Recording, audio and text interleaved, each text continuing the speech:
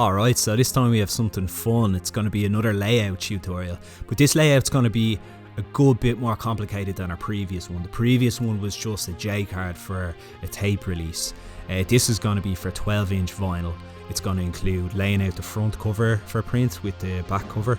It's going to include the labels on the disc itself, and it's also going to include the lyrics and credits sheet, which is going to be the pull-out within the actual cover. I'm going to kind of go over a few little tricks here as well. We're going to go through laying out text, and we're going to go through getting everything print ready. So hopefully I can help you out here, and I hope you enjoy. Right, let's get right to it. Right, so to get cracking, we are going to go to a website called Artbreeder, and this is a website that uses AI to kind of generate like weird kind of Renaissance style kind of like paintings and stuff. So basically I want to create like a bog sort of looking fantasy landscape here. So we're going to download like 3 or 4 different weird kind of different textured kind of images, I guess. You know, this one's quite, the first one's quite mossy and hazy. The second one is sort of looks like a cave, you know. And the best thing about using Artbreeder here is like it's fun to just kind of like get weird color palettes and stuff together.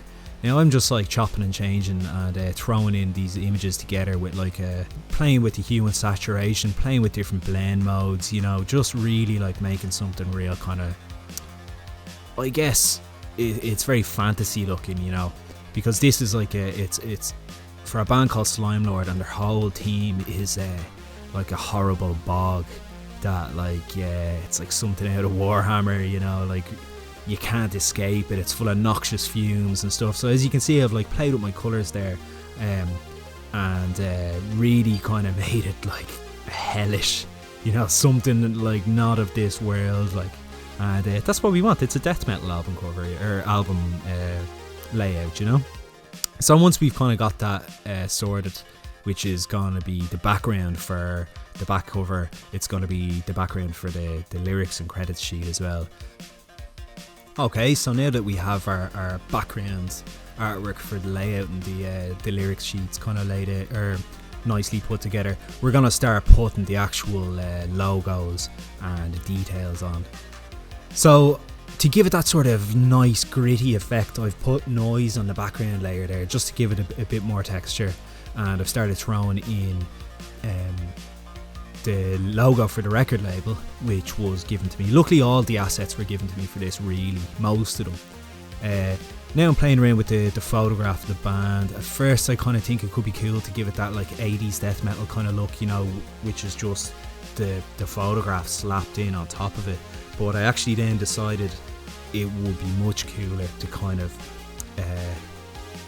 blend the photo into the background to make it look like the band is in this bog, because they're in this like weird kind of forest with a lot of foliage kind of going on. So it wasn't too hard. All I did was like play with the hue and saturation to kind of match it up with hard light blend mode, and then I got a real soft eraser and started nip tucking in the edges to blend the photograph that they're in with the actual artwork.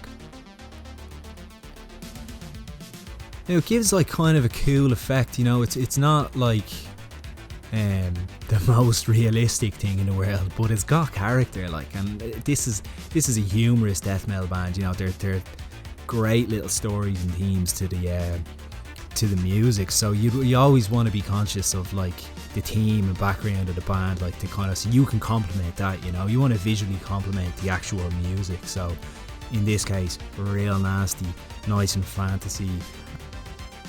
So now I'm just kind of throwing in their logo and the track listing on the back, because you know, when you pick up the record you're going to want to see the track listing, the band logo, the album title and the record label. I merged them all onto one layer and then give it a little drop shadow, because you know, sometimes when it's very busy kind of background, you can it can be quite hard to kind of read, so you're going to give it a very, I usually don't like drop shadow on things, but give it a very subtle soft drop shadow just so the actual details pop out a bit, you know. It's nice. So it's very handy that this band, I work with them these guys and their different bands on a lot of different releases and projects, and attention to detail is one thing these guys are really good at. They always send me like a big text file with all the lyrics and directions and credits. Usually they'll send over a Google Drive link with everything that I need in it. And if you can get your clients to do that for every project, you're laughing, you know what I mean? It just makes the job so much easier. So here they've given me the story, all the credits, the catalog number, you know, everything you need to put into the layout. And all I do here is when I'm throwing the story in on the back of the lyric sheet we'll call it, because there's no actual lyrics in this, but I just justify it to the left, and I don't capitalize any of the story. We want this to look like, you know, did you ever read one of those old editions of like Lord of the Rings, and it's like the nice sans serif font but kind of like a blotchy print? That's the kind of vibe I was kind of hoping to hit here, and I think it's kind of it's almost there, you know. It doesn't look quite like an old novel, but it has that feeling, and I think the nice descriptive story goes quite well like that. For the credits though, I have capitalised them, kind of giving them a bit more of like a bold kind of feeling, but I've kept them like quite a small font size as well. Always keep your fonts balanced, you know.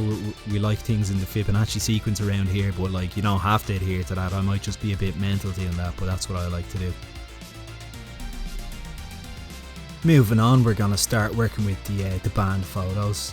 The band have sent me really nice photos of each of them. The only problem was they were all kind of like cropped to different sizes and different dimensions.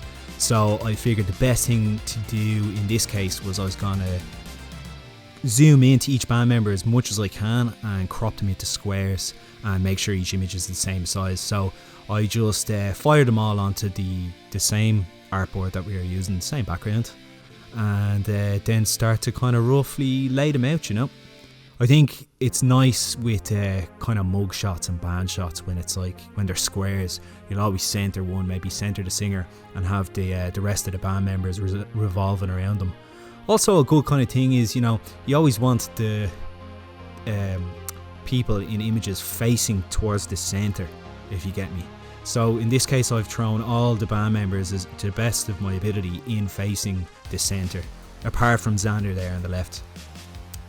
Then I start to texture up each image just using like a nice texture fabric, Xerox kind of texture, and I just use screen blend mode for all of them, and it just gives them that little bit more of like a gritty death metal feel, you know what I mean? Like these are pulled straight out of a fanzine, you know, that nice kind of photocopied kind of buzz. And yeah, as I said, just line them up nicely, have them nice and balanced.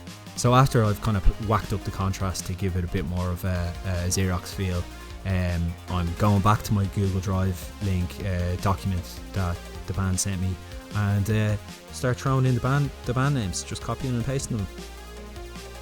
Again, make sure you keep your band names or each band member's name the same size, the same font. I've opted for lowercase here and white, and just like drop shadow on them to kind of blend them in, because some of the photos are a bit white. Now I'm just like chopping the layer with the album title and centering it just so it like sits nicer with the photos, you know what I mean? Working with the labels then for the discs, I'm taking the same background, and you want to keep it, remember your disc labels are going to be very small, so you want to keep it kind of minimum on the detail here. We're going to just throw the album name in, the logo for the band and the logo for the record label all onto the background that we've like whipped up. Again, you're going to whack in side A and side B. Some people like putting the RPM on disc labels, like 33 RPM for LPs and 45 for 7 inches, but in this case they didn't want to put RPM on it, so we just went minimal, and yeah, it looks nice.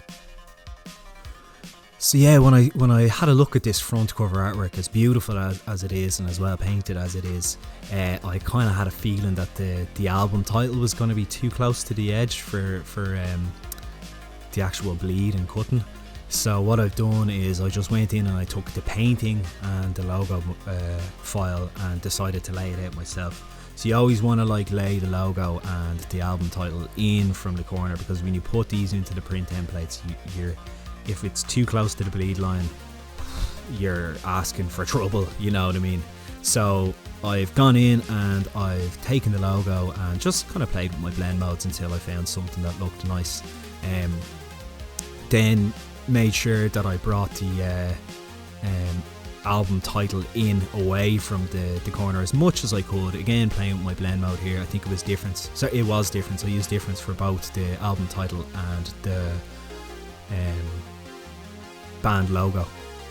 Just dropped a little bit of shadow on the title to make sure it sticks out. Now you can see when I'm throwing it in, it's much better, and I've got plenty of bleed, and there's going to be nothing to worry about. It's going to print out lovely.